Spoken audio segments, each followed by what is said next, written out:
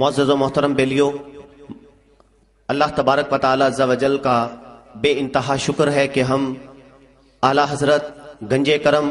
حضور پیر سید محمد اسماعیل شاہ بخاری حضرت صاحب کرما والے رحمت اللہ تعالی علیہ کے پاک در پر آپ کی تعلیمات کے بارے میں اور گفتگو کے بارے میں سن رہے ہیں۔ میں محترم المقام جناب پیر مفتی انوار اللہ طیبی صاحب سے ملتمس ہوں وہ تشریف لائیں اور اپنے موضوع تدریس کے متعلق گفتگو فرمائیں۔ الحمدللہ رب العالمین والعاقبۃ للمتقین والصلاة والسلام علی سید الانبیاء والمرسلین، اما بعد فقال اللہ تبارک و تعالی فی القرآن المجید والفرقان الحمید، اعوذ باللہ من الشیطان الرجیم، بسم اللہ الرحمن الرحیم، قل هل يستوي الذين يعلمون والذين لا يعلمون، وقال في مقام آخر علم الإنسان ما لم يعلم،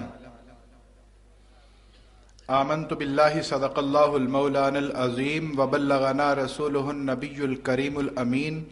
ونحن على ذلك من الشاهدين والشاكرين والحمد لله رب العالمين۔ ان اللہ وملائکتہ یصلون علی النبی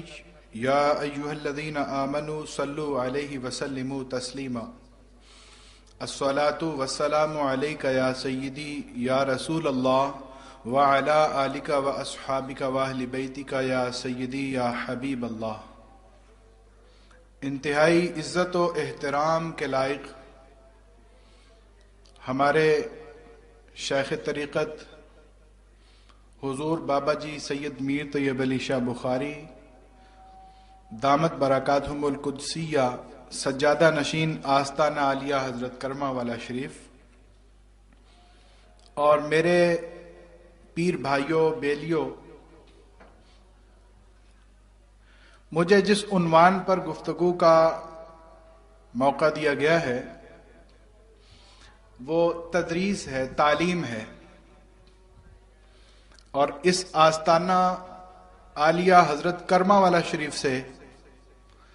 تعلیم و تدریس کے لیے ایک ادارہ قائم کیا گیا ہے جو آپ کے الٹے ہاتھ پر حضرت کرما والا یونیورسٹی کے نام سے موجود ہے، اور جو فکر اور جو سوچ حضرت صاحب حضرت کرما والے رحمت اللہ علیہ کی تعلیم و تدریس کے بارے میں ہے، اس حوالے سے میں کچھ اپنی گزارشات آپ کی خدمت میں پیش کرنا چاہتا ہوں، کیونکہ آپ اور میں حضرت کرما والے رحمت اللہ علیہ کے روحانی بچے اور آپ کے روحانی فیضان کو آگے بڑھانے کی ذمہ داری ہم پر ہے۔ تو اس لیے اس آستانے سے جو تدریسی فکر، تعلیمی فکر ہونی چاہیے اور جو ہمارے بابا جی کی سوچ ہے، اس حوالے سے میں کچھ عرض کرنا چاہوں گا، اور اس سے قبل کچھ احادیث اور علم کے بارے میں آپ سے بات ہوگی۔ ایک حدیث پاک جس کو امام ترمذی نے روایت کیا اور صحاح ستہ کی اور بھی کتب میں یہ حدیث موجود ہے، حضرت ابو درداء رضی اللہ تعالی عنہ سے، کہ نبی کریم صلی اللہ تعالی علیہ وسلم نے ارشاد فرمایا، جو علم حاصل کرنے کے لیے کسی رستہ پر چلا، اللہ تعالیٰ اس کو جنت کے رستہ پر چلاتا ہے، اور اہل علم کے لیے زمینوں اور آسمانوں کی مخلوق مغفرت اور بخشش طلب کرتی ہے، یہاں تک کہ سمندر کی مچھلیاں بھی اس کے لیے مغفرت طلب کرتی ہیں، اور اہل علم انبیاء کے وارث ہیں، نبی کریم صلی اللہ تعالی علیہ وسلم نے فرمایا یہ انبیاء مال و دولت کو دنیا کو اپنی وراثت نہیں بناتے، یہ علم کو اپنی وراثت بناتے ہیں۔ اور علم سکھانے کی کیا فضیلت ہے۔ صاحب مشکات نے حضرت ابن عمر رضی اللہ تعالی عنہ سے یہ حدیث نقل کی ہے کہ رسول اللہ صلی اللہ تعالی علیہ وآلہ وصحبہ وبارک وسلم مسجد نبوی میں تشریف لائے اور دو جماعتوں کو دیکھا، دو حلقوں کو دیکھا۔ آپ کے صحابہ دو ٹولیوں کی صورت میں موجود تھے۔ ایک گروہ تو ذکر اذکار میں مصروف تھا، عبادات میں مصروف تھا، تسبیحات میں مصروف تھا، اور دوسرا گروہ جو تھا وہ سیکھنے اور سکھانے میں مصروف تھا، تعلیم و تعلم میں مصروف تھا، درس و تدریس میں مصروف تھا۔ نبی پاک صلی اللہ تعالی علیہ وسلم جب تشریف لائے اور دونوں جماعتوں کو دیکھا، فرمایا دونوں خیر پر ہیں، دونوں بھلائی پر ہیں، لیکن حضور ان لوگوں میں تشریف فرما ہوئے جو تعلیم و تعلم کر رہے تھے، سیکھ اور سکھا رہے تھے، اور ساتھ ہی ارشاد فرمایا بُعِثْتُ مُعَلِّمًا، مجھے معلم بنا کر بھیجا گیا ہے، مجھے معلم بنا کر بھیجا گیا ہے۔ تو یہ فضیلت ہے تعلیم دینے کی، سکھانے کی۔ اور جو علم ہے نا، حضرت امام حسن رضی اللہ تعالیٰ عنہ سے روایت ہے، علم کی دو قسمیں ہیں، علم اللسان اور علم القلب۔ علم نافع سے مجھے حضرت صاحب حضرت کرما والے رحمت اللہ علیہ آپ کی وہ بات یاد آ گئی جب آپ بچپن میں تعلیم حاصل کرنے کے لیے بر صغیر پاک و ہند کی بڑی بڑی درسگاہوں میں جانے لگے تو آپ کے بہت ہی شفیق چچا پیر سید قطب الدین شاہ بخاری رحمت اللہ علیہ آپ نے نصیحت فرمائی، اے میرے بیٹے وہ علم حاصل کر کے آنا جو علم نافع ہو، جس سے مخلوق خدا کو فائدہ پہنچے، نہ کہ وہ علم جو خشک ہو اور صرف کیل و کال تک محدود ہو۔ اور پھر حضرت صاحب سرکار رحمت اللہ علیہ نے وہی علم حاصل کیا جو علم نافع ہے، وہی علم حاصل کیا۔ اور یہ جو علم نافع ہے جس کو قلبی علم کہتے ہیں، یہ وہ علم ہے کہ مرنے کے بعد بھی فائدہ پہنچاتا ہے۔ حضرت ابو ہریرہ رضی اللہ تعالیٰ عنہ آپ سے روایت ہے کہ رسول اللہ صلی اللہ تعالیٰ علیہ وسلم نے فرمایا اذا مات الانسان انقطع عنہ عملہ، جب انسان اس دنیا سے چلا جاتا ہے تو اس کے سارے اعمال منقطع ہو جاتے ہیں مگر تین طرح کے عمل، اور جس میں ہے علم ينتفع به، وہ علم جو علم نافع ہو۔ علم نافع اس دنیا سے چلے جانے کے بعد بھی نفع پہنچاتا رہتا ہے۔ اور یہ حضرت صاحب سرکار کا علم نافع ہی ہے، اسی کا فیضان ہے کہ آپ کو ایک ہندو نے خط لکھا کہ حضور میری آنکھوں کی بینائی کمزور ہے، میری آنکھیں کمزور ہیں، تو مجھے کوئی دوائی تجویز فرما دیں۔ تو خط لکھنے والے کو حضور نے فرمایا لکھو کہ یہ پڑھا کرے العلم نور والکفر ظلمت، علم نور، الاسلام نور والکفر ظلمت، اسلام نور ہے اور کفر ظلمت ہے۔ جب اس نے کچھ دیر یہ پڑھا تو اس کے دل کی آنکھیں کھل گئیں، اس کا دل چاہا کہ وہ اسلام قبول کر لے۔ یہ علم نافع کا فیضان ہے۔ علم نافع وہ ہے کہ زبان سے اس کو بولنے کی ضرورت نہیں ہوتی، کیونکہ زبان سے جو علم بولا جاتا ہے وہ تو حجت ہے، وہ دلیل ہے۔ یہ علم نافع ہے، یہ قلبی فیضان ہے۔ حضرت صاحب نے اس کو قلبی فیضان کے ذریعے سے مسلمان کیا۔ فرمایا کہ اس کو لکھو کہ کسی عالم سے کلمہ پڑھ لے اور اپنی برادری میں بتائے نہیں،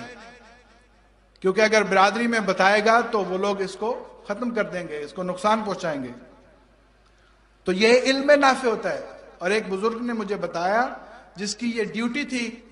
حضرت صاحب کو جو خطوط آتے تھے اس کا جواب دیتے تھے، انہوں نے کہا کہ حضرت صاحب پر کرم کا اس قدر غلبہ تھا، خیر کا اس قدر غلبہ تھا کہ بعض اوقات کوئی لوگ فقہی مسائل پوچھتے تھے، آپ کو خط لکھتے کیونکہ آپ جید عالم تھے، بلکہ آپ مجتہد الاثر تھے، آپ کو لوگ فقہی مسائل پوچھتے تھے کہ حضور اس بارے میں، اس فقہ کے اس مسئلے کے بارے میں آپ کا کیا خیال ہے؟ بڑے بڑے علماء خط لکھتے تھے. تو آپ فرماتے کہ بیلیا اس کو لکھ دو، اللہ کریم خیر کر دے گا. وہ فقہی مسئلہ پوچھتا اور حضور فرماتے اللہ کریم کرم کر دے گا، اور اس کا فقہی مسئلہ حل ہو جاتا تھا، اس کا مسئلہ حل ہو جاتا تھا. یہ ہے قلبی فیضان، یہ ہے علم نافع. اور ایک بات یاد رکھیں، ہمارے بابا جی فرماتے ہیں یہ جو علم ہے نا، یہ وہی ہے جو اللہ رسول نے بتایا ہے. باقی جو ہم سیکھتے ہیں، جس طرح تجارت ہے، جس طرح سائنسز ہیں، یہ علم نہیں ہے، یہ فن ہے. ہمارے روزگار کے لیے جو ہم سیکھتے ہیں، تو کچھ لوگ اس میں فرق نہیں کرتے. ایک علم ہے جو قرآن و سنت کا ہے، جو قرآن و سنت سے ملتا ہے، اور ایک فن ہے جو ہر ادارے سے مل سکتا ہے. لیکن یہاں میرے بابا جی نے جو ادارہ قائم کیا ہے، حضرت کرما والا یونیورسٹی، اس کے قیام کا مقصد یہ ہے کہ یہاں سے قرآن و سنت کا علم بھی ملے اور اس دنیا کا جدید فن، جس کو آپ جدید علوم کہتے ہیں، وہ بھی ملے. چاہے وہ کامرس کے علوم ہوں، چاہے وہ سائنسز کے علوم ہوں، قرآن و سنت کے علوم کے ساتھ ساتھ وہ فنون بھی ہم اپنے بیلیوں کو دیں. اور آج کل جو تدریسی عمل چل رہے ہیں، آج کل جو لوگوں نے ادارے قائم کیے ہوئے ہیں، میں کہتا ہوں اگر آپ اپنے بچوں کو ڈاکٹر بنانا چاہتے ہیں، انجینئر بنانا چاہتے ہیں، تو دنیا میں بے شمار ادارے موجود ہیں. اگر آپ ان کو ایم بی اے کروانا چاہتے ہیں تو دنیا میں، پاکستان میں، پنجاب میں، آپ کے ارد گرد بے شمار کالجز موجود ہیں. اگر آپ کو حضرت کرما والا یونیورسٹی میں اپنے بچوں کو بھیجنا ہے تو اس کے لیے یہ ذہن میں رکھیں کہ یہاں پر اگر کوئی سائنس پڑھے گا، اگر یہاں پر کوئی کامرس پڑھے گا، یہاں پر اگر کوئی فن سیکھے گا، تو اس کے ساتھ ساتھ اس کا عقیدہ بھی درست ہوگا، اس کی نسبت بھی اچھی ہوگی، اس کا عمل و کردار بھی بہتر ہوگا، اس کو دین کے بارے میں معلومات ہوگی. اور کل کو جب وہ دیکھنے میں تو ایم بی اے ہوگا، دیکھنے میں تو انجینئر ہوگا، دیکھنے میں تو ڈاکٹر ہوگا، جب آپ اس دنیا سے چلے جائیں گے تو وہ آپ کے لیے صدقہ جاریہ بنے گا. اور اگر آپ نے اپنے بچوں کو کسی ایسے ادارے میں بھیجا جہاں پر دین سے کوئی تعلق اور واسطہ ہی نہ ہوا، تو آپ تو اس دنیا میں سے چلے جائیں گے، اور کل کو کوئی آپ کے لیے فاتحہ کرنے والا بھی نہیں ہوگا. اور بلکہ بعض تو ادارے ایسے ہیں کہ وہاں ہمارے بچے چلے جاتے ہیں اور وہ سکھاتے ہیں کہ مر جائے تو پھر فاتحہ درود نہیں کرتے. اور خدا نہ خواستہ اگر ہم نے اپنے بچوں کو ایسے اداروں میں بھیجا اور ان کی اس روحانی اور دینی تربیت پر توجہ نہ دی، تو ہماری اس دنیا کی جو کمائی ہے وہ دراصل آخرت ہے. تو اگر اس کی آخرت ہی درست نہ ہوئی تو پھر کیا فائدہ؟ مشقت اور محنت کے علاوہ کچھ بھی حاصل نہیں ہوگا. اس لیے آستانہ عالیہ حضرت کرما والا شریف میں یہ جو ادارہ قائم کیا گیا ہے، ابھی ابتدا ہے، اور یہ ادارہ آپ کا ہے، یہ ادارہ حضرت کرما والا شریف کے بیلیوں کا ہے. اس کو زیرو سے لے کر اس کو کمال تک پہنچانا یہ ہم سب کا فرض ہے، یہ ہم سب کی ذمہ داری ہے کہ ہم اس میں حصہ ڈالیں، اس کی بہتری کے لیے کوشش کریں، اور اس میں نہ صرف کہ اپنے بچوں کو،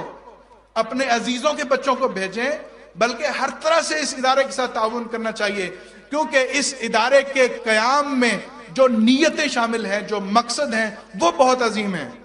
اور اس کے قیام کا جو مقصد ہے، نہ صرف یہ کہ دنیا بہتر ہو جائے، بلکہ ہماری اور ہمارے بچوں کی آخرت بھی بہتر ہو جائے، یہ مقصد ہے۔ اور حضرت کرما والا شریف میں جو ایک بار آ جاتا ہے اور دربار شریف پر حاضری دیتا ہے تو یقیناً حضرت صاحب کی نظر کرم اس پر پڑتی ہے، اور اللہ کے ولی کی خدمت میں اگر کوئی ایک لمحہ بھی بیٹھ جائے تو یہ 100 سال کی بے ریا عبادت سے بہتر ہے۔ اس آستانے سے جو لوگ جڑے ہوئے ہیں، میں بار بار آپ کو یہ گزارش کروں گا کہ حضرت کرما والا یونیورسٹی میں کلاسز شروع ہو چکی ہیں۔ ہمارے پاس طلباء آتے ہیں کہ جی ہمیں آئی کام کروا دیں، ہمیں ایف ایس سی کروا دیں، ہمیں آئی سی ایس کروا دیں، اور یہ پروگرام ہم نے شروع کیے ہوئے ہیں۔ لیکن میں آپ سے گزارش کروں گا کہ اپنے بچوں کو بھیجیں تاکہ اصل علم جو علم دین ہے، جو قرآن و سنت کا علم ہے، وہ بھی سیکھنے کے لیے بچے ہمارے پاس آئیں۔ اور ہم نے حضرت کرما والا شریف میں بابا جی کے حکم پر جو یہ پروگرام شروع کیا ہے دین سیکھنے اور سکھانے کا، اس کو بھی ہم اچھے طریقے سے جاری و ساری کر سکیں۔ اور الحمدللہ جو بچیاں ہیں ہمارے ہاں، وہ قرآن و سنت کی تعلیم حاصل کرنے کے بعد 4 سالہ پروگرام پورا کرنے کے بعد اب پڑھا رہی ہیں، اور ان کا سلسلہ بہت ہی اچھا چل رہا ہے۔ میں اپنے بھائیوں سے گزارش کروں گا کہ اپنے بچوں کو بھی بھیجیں تاکہ یہ قرآن و سنت کا فیضان آستانہ عالیہ حضرت کرما والا شریف سے اس طرح سے جاری و ساری ہو کہ حضرت صاحب حضرت کرما والے رحمۃ اللہ علیہ ہم سے راضی ہو جائیں۔ اللہ تعالیٰ سے دعا ہے کہ نبی کریم صلی اللہ تعالیٰ علیہ وسلم کی غلامی میں زندہ رکھے اور مرشد کریم کی اطاعت میں زندہ رکھے، اور کل قیامت کو جب ہمیں اٹھایا جائے حضور نبی کریم صلی اللہ تعالیٰ علیہ وسلم کے سچے خادموں اور غلاموں میں اٹھایا جائے، حضرت کرما والا شریف کے سچے مریدوں میں اور غلاموں میں اٹھایا جائے۔ وآخر دعوانا